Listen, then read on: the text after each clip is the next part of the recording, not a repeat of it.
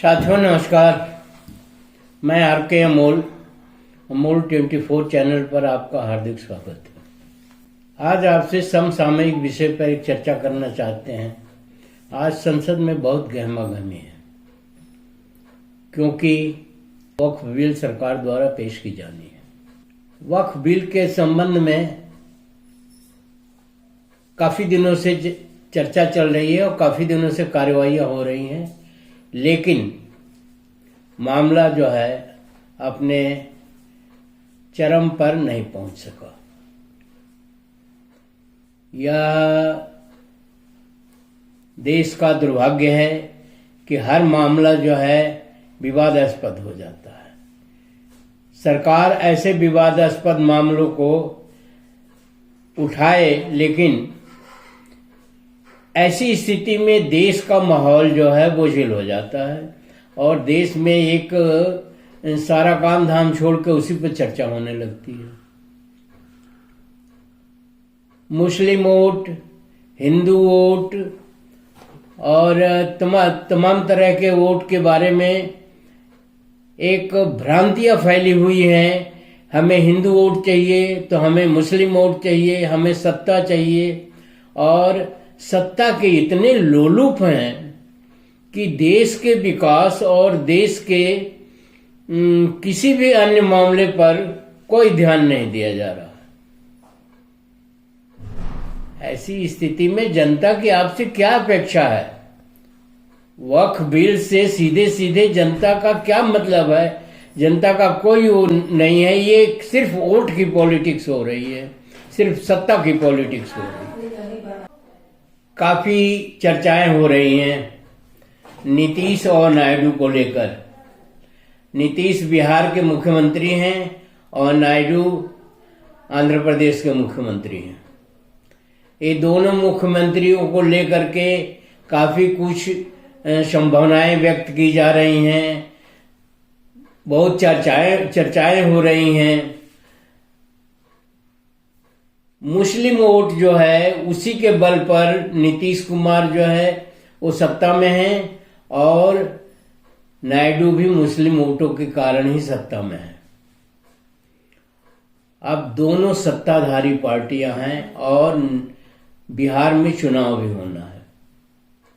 मुस्लिमों ने स्पष्ट कर दिया है कि यदि वक्फ बिल का समर्थन किया जाता है इन दोनों लोगों द्वारा या इन दोनों पार्टियों द्वारा, तो हम लोग इनको वोट नहीं देंगे। नायडू तेलुगु देशम पार्टी से संबंधित हैं और नीतीश जदयू से संबंधित हैं, जेडीयू जिसको बोलते हैं। ऐसी स्थिति में देश का विकास कतई नहीं हो सकता है। ये जो सत्ता की पॉलिटिक्स हो रही है, वोट की पॉलिटिक्स हो रही है, कौन किसको वोट देगा, सारा ध्रुवीकरण जो है वोट के ऊपर है। तो ऐसे देश कैसे चलेगा? इस देश के चलने का क्या अर्थ है? न शिक्षा पर ध्यान दिया जा रहा है, न स्वास्थ्य पर ध्यान दिया जा रहा है, और न ही रोजगार और बेरोजगारी पर ध्यान दिया जा रहा है। सरकारें, चाहे कोई भी सरकार हो, वो बेरोजगारी पर कोई चर्चा नहीं करती, वो शिक्षा पर कोई चर्चा नहीं करती, वो स्वास्थ्य पर कोई चर्चा नहीं करती। ये देश के तमाम समस्याएं हैं देश के अंदर, उस पर चर्चाएं नहीं होती हैं, उसके संबंध में कार्रवाइयां नहीं होती हैं। केवल सत्ता और वोट की पॉलिटिक्स होती है। बिल आ रहा है संसद में, बिल पर जो है वो कमेटी भी बन चुकी है और उसमें कोई फैसला नहीं हुआ। तो इस तरह हंगामा जो है संसद में करके संसद का भी समय नष्ट किया जा रहा है और संसद भी ठीक से नहीं चलाई जा रही है। संसद के कर्ता धर्ता चलाने वाले भी सूझबूझ से काम नहीं ले रहे हैं। विपक्षी पार्टियों का आरोप अलग है, सत्ताधारी पार्टी के आरोप अलग हैं, राज्यसभा और लोकसभा के अध्यक्ष अलग हैं, तो जनता के बारे में कोई क्यों नहीं सोच रहा है, ये समझ के से बाहर की बात है। हिंदुओं का वोट एक पार्टी को चाहिए, मुसलमानों का वोट तमाम पार्टियों को चाहिए। तो ये मुसलमान और हिंदुओं की व्याख्या भी नहीं है कि कौन हिंदू है, कौन मुस्लिम है, कौन क्या है, कौन कैसे है। तो ऐसी स्थिति में देश को एक भ्रम जाल में फंसा करके और सत्ता की पॉलिटिक्स या अपनी पॉलिटिक्स की जा रही है, इससे जनता का कोई भला नहीं होने वाला। आप बेशक करिए, लेकिन उसके साथ साथ आप बेरोजगारी भी दूर करिए, उसके साथ साथ आप शिक्षा पर भी ध्यान दीजिए, उसके साथ साथ आप स्वास्थ्य पर भी ध्यान दीजिए, उसके साथ साथ देश की अन्य समस्याओं पर भी ध्यान दीजिए। और ये राजनीति भी नहीं की जा रही है। राजनीति तो तब कहेंगे जब आप शिक्षा, स्वास्थ्य और रोजगार पर ध्यान देंगे। आप राजनीति नहीं किया जा रहा है, षड्यंत्र किया जा रहा है। मुसलमानों को उकसाया जा रहा है, हिंदुओं को उकसाया जा रहा है, और दोनों को आपस में लड़ाने की रणनीति चल रही है। दलित और पिछड़े, इनका तो पुरुषाल कोई पूछने वाला नहीं है, और ये भी निकम्मे ही हैं। दलित और पिछड़े, इनकी भी कोई आवाज नहीं है, जबकि लोकतंत्र में आवाज होनी चाहिए दलित और पिछड़ों को। दलित और पिछड़े तो हजारों सालों से जो है कई जातियों में बटे हुए हैं, और उनकी अपनी अलग अलग डफली, अपनी अलग अलग राग है। तो कोई कुछ डफली पर राग बजा रहा है, कोई कुछ बजा रहा है, जबकि इनकी संख्या बहुत ज्यादा है। हमें तो यही नहीं समझ में आ रहा है कि दलित और पिछड़े हिंदू हैं कि मुसलमान हैं। अगर ये कहते हैं कि हम हिंदू नहीं हैं, और ये सदियों से हिंदू नहीं है, ये पिछड़े और दलित सदियों से हिंदू नहीं है, इनका तो इस्तेमाल होता रहा है हर तरीके से। किसानों का पुरसा हाल है, किसानों को कोई पूछने वाला नहीं है, उनको एमएसपी नहीं दी जा रही है, उनकी आवाजें दबाई जा रही हैं, और किसानों में ही पिछड़े और दलित हैं। खेती से ही इस देश का भविष्य है, और खेती से ही, कृषि से ही ये देश जो है कृषि प्रधान देश बोला जाता है, तो कृषि से ही संबंधित है। कुछ लोग तो खेती का काम करते नहीं, जो अपने को हिंदू कहते हैं। खुल के कहें तो ब्राह्मण और क्षत्रिय जो है खेती का काम नहीं करते हैं, वैश्य खेती का काम नहीं करते हैं। खेती का काम जो है पिछड़े और दलित मिलकर करते हैं। उस पर साल भर तक किसानों को परेशान किया गया, और ज्यादा समय तक, और अब भी परेशान किया जा रहा है। ठीक है, वक्फ बिल आप लाइए, और भी बिल लाइए, तमाम बिल लाइए, लेकिन क्या खेती नहीं रहेगी और खेती करने वालों का वजूद नहीं रहेगा, तो क्या इस देश का सर्वाइवल हो पाएगा? ये देश चल पाएगा? मुफ्त में अनाज बांट रहे हैं, उसको एक्सपोर्ट करने के बजाय मुफ्त में अनाज बांट रहे हैं। किसानों का एमएसपी देने के बजाय जो है आप उसको लटकाए हुए हैं बरसों से। और वक्फ बिल को आपको तेजी है कि वक्फ बिल जो है पुटअप होना चाहिए, क्योंकि इसमें बहुत बड़ा घपला है या बहुत बड़ी बात है। तो किसानों का मुद्दा गौड़ हो गया, वक्फ बिल का मुद्दा जो है प्राथमिकता पा गया। यह स्थिति बहुत ही क्या कहा जाए, दयनीय है। यह स्थिति बहुत ही शोचनीय है। यह स्थिति जो है इस देश का दुर्भाग्य है। सब जगह षड्यंत्र हो रहा है, न कि कोई राजनीति हो रही है, और तमाम षड्यंत्रकारी लोग जो है राजनीति में बैठे हुए हैं और राजनीति कर रहे हैं, जिससे देश का भारी नुकसान हो रहा है। आपने अपने जमाने में काफी दिनों से मैं देख रहा हूं, नेहरू और इंदिरा के बाद कहीं कोई फैक्ट्री नहीं लगी, कहीं कोई बड़ा उद्योग नहीं लगा, कहीं कोई रोजगार के समस्या को हल करने के लिए सोचा नहीं गया, किया नहीं गया। उत्तर प्रदेश की माने तो यहाँ इन्वेस्टमेंट समिट होता था और मार दीवारों में तस्वीरें रंगी जाती थी और पेड़ पौधे बनाए जाते थे और जाने क्या क्या होता था, इन्वेस्टमेंट जीरो। और इन्वेस्टमेंट के नाम पर लॉलीपॉप की बात की जा रही है। अभी मैं न्यूज पढ़ रहा था कि बांग्लादेश का सारा टेक्सटाइल और पाकिस्तान का और इनका उनका सारा टेक्सटाइल का काम जो है भारत में आ रहा है। झूठ बोल रहे हैं और पब्लिक को गुमराह कर रहे हैं, जनता को गुमराह कर रहे हैं। यह मक्कारी कितने दिन तक चलाएंगे? राणा संगा पर अलग डिबेट हो रहा है। जो बात खत्म हो गई, जो बात इतिहास में दर्ज है, उस पर जो है तूफान खड़ा किया जा रहा है। ये इतिहास में दर्ज है कि राणा संगा ने जो है वो बाबर को बुलाया था और बाबर ने राणा संगा से ही लड़ाई करके राणा संगा का राज्य छीन लिया।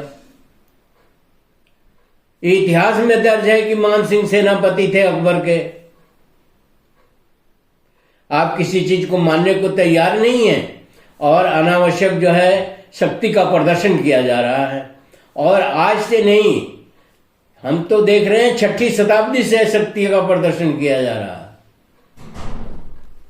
ऐसे ही पुष्यशुंग ने एक अपनी हरकत से, बेजा हरकत से, जिसकी कोई आवश्यकता नहीं थी, एक शासन चल रहा था उसको धोखे से छिन्न भिन्न किया गया, षड्यंत्र करके छिन्न भिन्न करके जो है इस देश को गुलाम बनाया गया।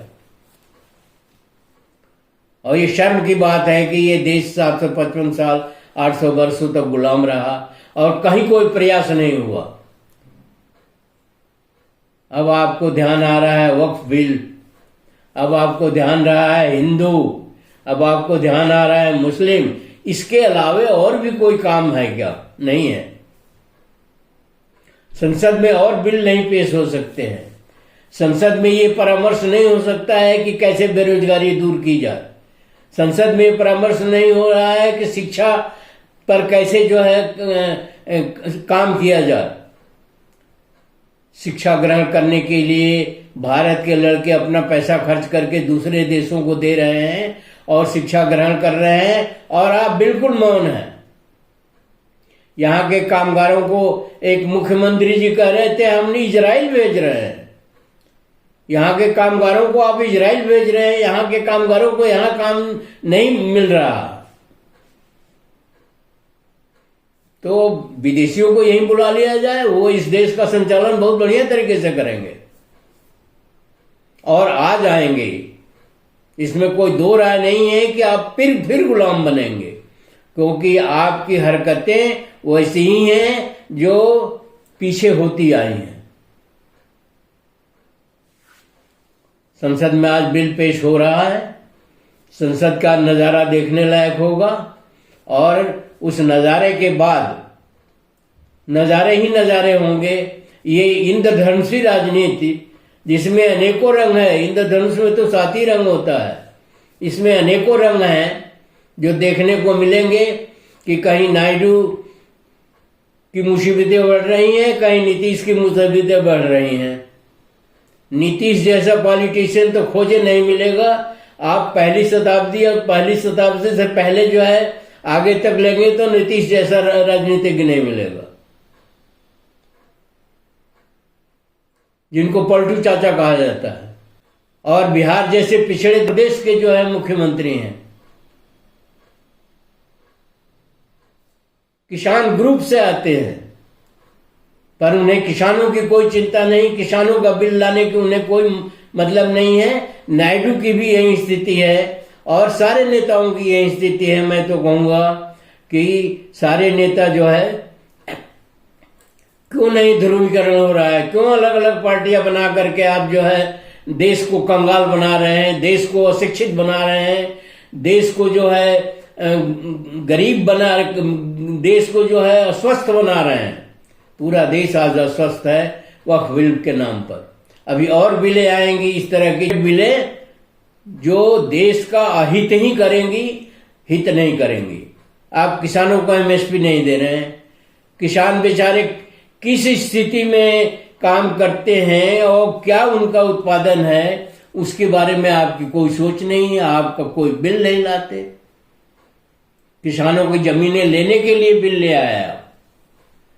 तो ये खड़ंत्रकारी नीति जो है, इसको सरकार को छोड़ना चाहिए, अपोजिट पार्टियों को भी छोड़ना चाहिए। आज अपोजिट में है, कल वो सत्ता में होंगे। और नेहरू का दोष है। अरे जिस तरह से इस देश में जो कुछ भी पैदा हो रहा है वो नेहरू की ही देन है। नेहरू न मंदिर मस्जिद करते थे, और न नेहरू जो है वक्फ बिल और ये और वो और जितनी जो विवादास्पद चीजें हैं उसको उठाते थे। नेहरू का तो ये था कि सीमेंट बनाओ, लोहा बनाओ, बिजली लाओ, ये करो, बच्चों को रोजगार दो। वो गलत था। ऐसी स्थिति में मैं जनता से निवेदन करूंगा, इन राजनीतिज्ञों से निवेदन करने का कोई मतलब नहीं है। ये राजनीतिज्ञ जानबूझकर उछल कूद करते हैं और अपनी राजनीति जो है सस्ती राजनीति, निम्न स्तर की राजनीति करते हैं, और इनसे देश का कोई लेना देना नहीं है। जनता से मैं आग्रह करूंगा, निवेदन करूंगा कि जनता इस बारे में गंभीरता से सोचे और जनता इस स्थिति में आए कि इनको मजबूर करे सरकारों को कि आप ये करिए। इसके लिए आपके पास वोट का अधिकार है। कुछ नहीं है आपके पास, आपका एक जन समूह है, एक आपका किसानों ने अपनी लड़ाई लड़ी, कितनी उन्हें दिक्कतें हुई, कितनी उन्हें परेशानियां हो, 700-800 किसान मर गए। तो बिना त्याग किए और बिना संघर्ष किए तो आप कुछ पा नहीं सकते। छोटे छोटे किसानों की तो हालत बहुत खराब है। लड़के पढ़ लिख करके, पढ़ते लिखते नहीं लड़के, केवल नौकरी के लिए पढ़ते हैं, डिग्रियां लेते हैं और उन्हें कुछ ज्ञान नहीं है। इस पर आपका ध्यान नहीं है, क्योंकि शिक्षा की व्यवस्था चुस्त दुरुस्त नहीं है। पढ़ाई हम लोगों ने भी पढ़ी है और छड़ी से मार खाई है, और टीचर चाहे किसी जाति का हो, आजकल तो जाति ही सबसे बड़ी बात हो गई है। लेकिन उसका कहना था तो पढ़ना पड़ेगा तुमको, उसका एक ही शब्द होता था, तुम्हें पढ़ना पड़ेगा और नहीं तो स्कूल छोड़ना पड़ेगा। ऐसी कोई बात ही नहीं हो रही है। टीचर भी अपना चल रहे हैं और विद्यार्थी भी अपना अपना काट रहे हैं। एक माहौल जो है इतना बोझिल हो गया है, एक माहौल इतना दूषित हो गया है कि उस दूषित वातावरण में का सर्वाइवल जो है नुकसानदेह है। ऐसी स्थिति में जनता से निवेदन है कि जनता आगे आए, और वोट के अधिकार तो है ही आपके पास। इसके अलावा आपके पास ये भी अधिकार है, बाबा साहब ने दिया हुआ आपको अधिकार, कि आप अपनी समस्या खुद लड़िए। इन राजनीतिज्ञों के भरोसे मत लड़िए, इनके झांसे में न रहिए, इनके बहकावे में न रहिए, और अपनी समस्या खुद लड़िए। आपके बच्चे हैं, अगली पीढ़ी आपकी बर्बाद हो जाएगी तो फिर वही नया दलित और नया पिछड़ा बन जाएगा। 80% जनता जो है वो किनारे है। ये तमाम वीडियो में मैं कह चुका हूं। साइमन कमीशन ने अपनी रिपोर्ट दी थी, वो भी कह चुका हूं। कुछ मक्कार और धूर्त टाइप के लोग जो है वो धर्म को भी संभालते हैं, राजनीति को भी संभालते हैं, और तमाम चीजों को वो उस पर हावी हो जाते हैं। इसलिए वोट का अधिकार सोच समझ के करिए। एक पार्टी की सरकार कभी नहीं दोबारा आने दीजिए, और एक एमएलए और एक एमपी को दोबारा मत बनने दीजिए। इतना ही कर लीजिए, काफी कुछ रिजल्ट आपके सामने आ जाएगा, काफी कुछ समस्याएं आपके हल होने लगेंगी। ये कटिबद्ध हो जाइए एकदम। पार्टी पॉलिटिक्स छोड़िए, इससे बहुत नुकसान हो रहा है। उस पार्टी को पकड़िए या उस पार्टी की बात मानिए जो सही कहे और सही काम करे। मोटी मोटी तनख्वाहें लेते हैं, 5-5 करोड़ रुपया ये क्षेत्र में काम कराने के लेते हैं, बंदर बांट हो जाता है, कहीं कोई कुछ नहीं दिखाई देता। तनख्वाहें और पेंशन तो पूछना ही नहीं है। फिर आप अगर कहें तो आप अपना अहित कर रहे हैं। जनता से मेरी आग्रह है कि वो अपना अहित कर रही है। वीडियो को ध्यान से पढ़िएगा और उसमें गलती सही जो भी हो उसे कमेंट बॉक्स में हमें अवगत कराइए और वक्फ बिल का भी जायजा लीजिए। धन्यवाद। जय भारत, जय संविधान, जय भीम।